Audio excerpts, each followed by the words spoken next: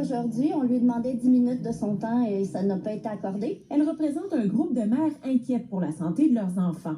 C'est finalement la mairesse de Rouyn-Noranda qu'il rencontrera. J'ai proposé à la mairesse de revenir avec certains scénarios de consultation. Il n'écarte pas un référendum sur l'avenir de la fonderie. Il y a deux scénarios possibles. On négocie quelque chose d'acceptable avec l'entreprise ou on ferme l'entreprise. Pour l'instant, l'entreprise a accepté le seuil d'émission d'arsenic recommandé par la santé publique, soit 15 nanogrammes par mètre cube, alors que la norme est de 3. Je pense pas qu'il y ait 650 autres emplois disponibles à 100 000 par année. Donc, il y a une décision économique à prendre pour tout le monde aussi. Aux citoyens, donc, de trancher, déplore le docteur Frédéric Bonnet, urgentologue à Rouyn-Noranda. Il prend des décisions politiques pour le troisième lien.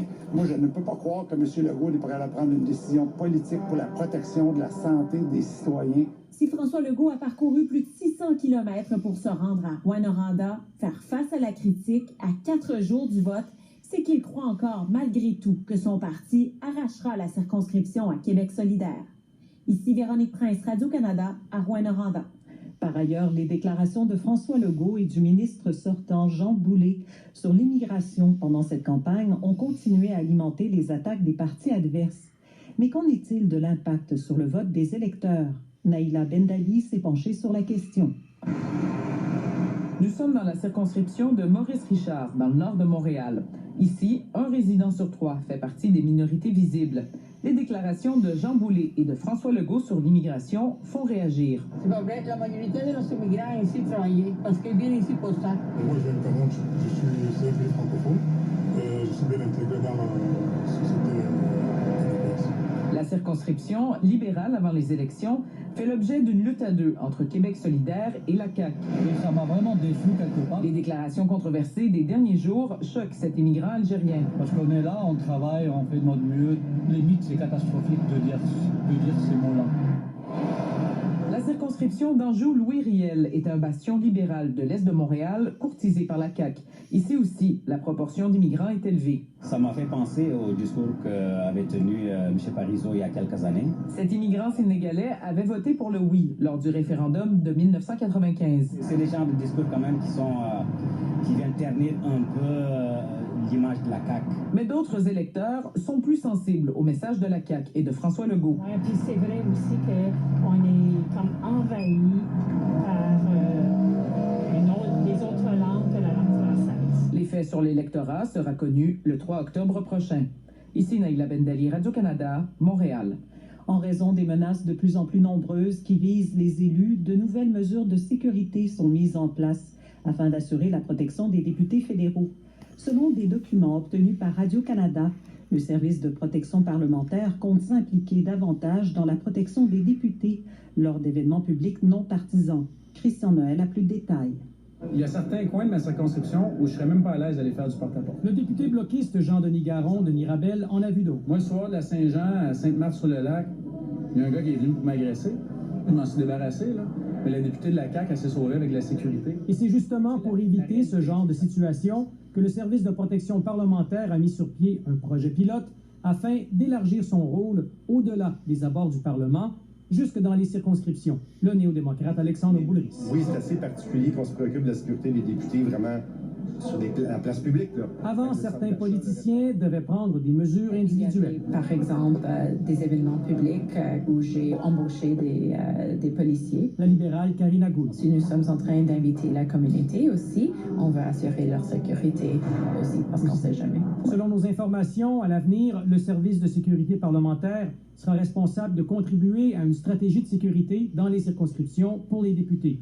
Le leader libéral en Chambre, Mark Allen. On continue de s'assurer que les services sont disponibles quand il y a une vraie menace. Mais quels seront les effectifs disponibles et les coûts associés à une telle mesure? Impossible de le savoir, dit la Chambre des communes, pour des raisons de sécurité. Ici Christian Noël, Radio-Canada, Ottawa. Ailleurs dans le monde. Le président américain Joe Biden doit se rendre en Floride dès que possible pour constater les dégâts causés par l'ouragan Ian. L'État a été touché d'ouest en est par des vents violents et des pluies diluviennes. Les autorités estiment que les intempéries pourraient avoir fait de nombreux morts. Éric Plouffe a préparé ce qui suit. This could be the deadliest hurricane in Florida's history. Pour le président des États-Unis, Joe Biden, l'ouragan Ian pourrait être le plus meurtrier de l'histoire de la Floride. Early reports of what may be substantial loss of life. Il ajoute que selon les premières informations, l'ouragan pourrait avoir causé des pertes humaines substantielles. Alors que les secouristes tentent de répondre aux appels à l'aide en parcourant les rues inondées de certaines villes, des résidents comme ceux de Punta Gorda, à près de 40 km au nord de Fort Myers, ramassent des débris autour de leur résidence. L'absence d'électricité à de nombreux endroits complique tout. Des centaines de milliers de résidences ou de commerces sont d'ailleurs toujours sans courant. L'ouragan qui s'est transformé en tempête tropicale poursuit sa route. Des vents puissants et de fortes pluies l'accompagnent sur son chemin. Et cette tempête pourrait bien redevenir un ouragan en survolant l'océan Atlantique pour retoucher terre demain en Caroline du Sud. Éric Plouffe, Radio-Canada, Montréal.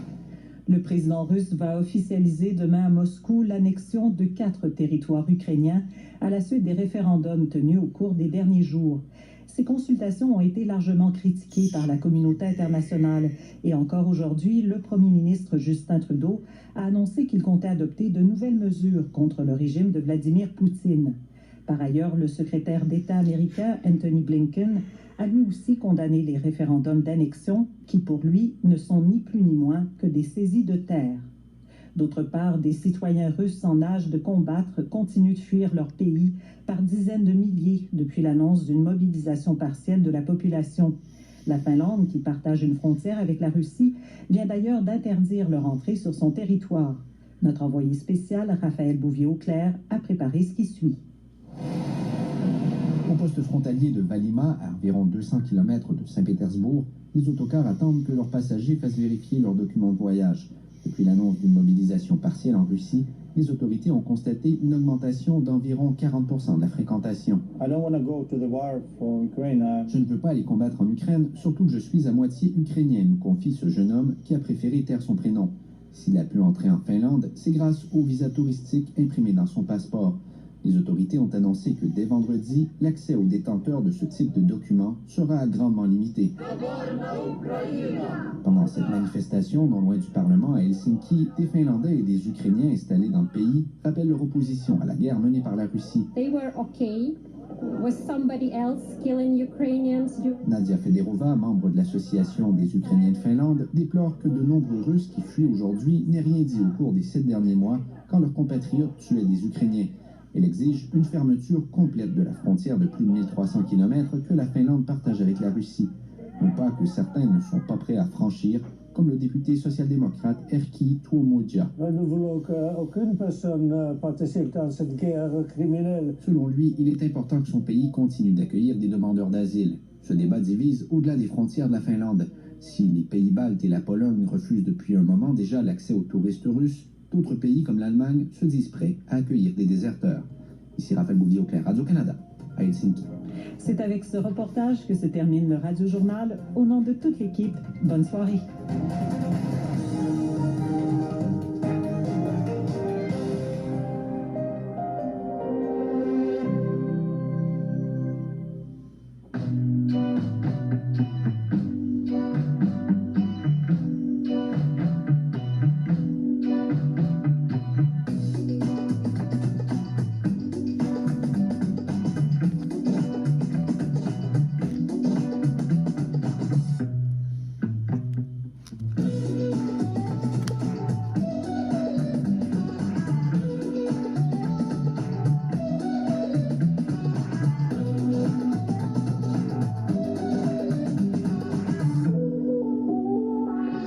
Il est 17h10. Merci beaucoup d'être avec nous à C'est encore mieux l'après-midi sur ici Radio-Canada. Première, c'est jeudi musical. Alors, dans une trentaine de minutes, on reçoit Louis Bellavance et Michel Côté pour des disques francophones. Aujourd'hui, de belles découvertes. Alors, soyez là tout à l'heure pour terminer l'émission avec de l'excellente musique. Également, dans quelques minutes, on va parler avec Maître Patrick Martin-Ménard au sujet de cette poursuite qui a été intentée par la famille de Joyce Echaquan, notamment à l'endroit du 6 de Lanaudière. Alors, il sera avec nous tout à l'heure pour nous expliquer les tenants et les aboutissants de cette poursuite au civil. Mais d'abord, aux informations Alexandra Duval, on vous écoute. Le corps calciné retrouvé dans une camionnette incendiée dimanche dernier en Beauce est celui d'une mère de famille de 36 ans. Selon nos informations, les événements seraient survenus dans un contexte de violence conjugale. Il s'agirait donc d'un féminicide. La Sûreté du Québec ne commente pas le dossier puisque l'enquête est toujours en cours, mais affirme depuis le début de la semaine, le rappelez-vous, enquêter justement sur un homicide. Aucune arrestation n'est survenue jusqu'à maintenant en lien avec ce meurtre. Selon nos informations, son conjoint, âgé dans la vingtaine, est dans la mire des policiers et a des antécédents judiciaires en matière de crimes violents. À l'heure actuelle, il est difficile d'affirmer également où s'est produit le meurtre, mais les policiers concentrent leurs efforts à Sainte-Marie, à une dizaine de kilomètres de Saint-Bernard, où elle a été retrouvée dans la camionnette calcinée. Et il s'agirait du 4e féminicide